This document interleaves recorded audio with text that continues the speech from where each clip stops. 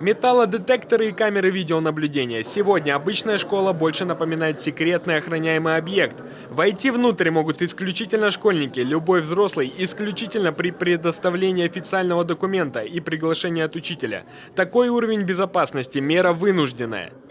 Каждый родитель, отправляя своего ребенка в школу, беспокоится о его безопасности, включая дорогу от дома до школы, и тем более, когда она находится в общеобразовательном учреждении.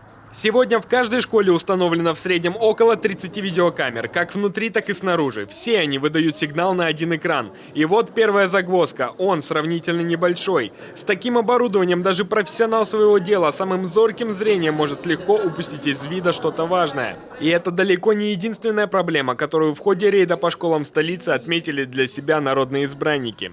Эти рамки, которые затрачены достаточно серьезные средства, мне кажется, все-таки они до конца не работают. Потому что если, допустим, большое количество идет сразу детей, людей, мне кажется, что охранник просто не справится с таким наплывом. И, мне кажется, принести какой-то предмет, достаточно такой серьезный металлический, мне кажется, что можно.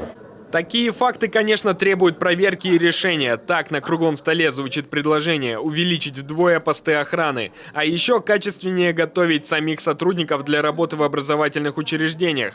Ну и, конечно, требует замены сами мониторы видеонаблюдения. Все это требует дополнительных финансовых вливаний в сферу образования. И к этому вопросу депутаты Госсовета еще вернутся при обсуждении формирования бюджета на будущий год. Иван Дмитренко, Олег Юшков, телеканал Юрган, Сыктывкар.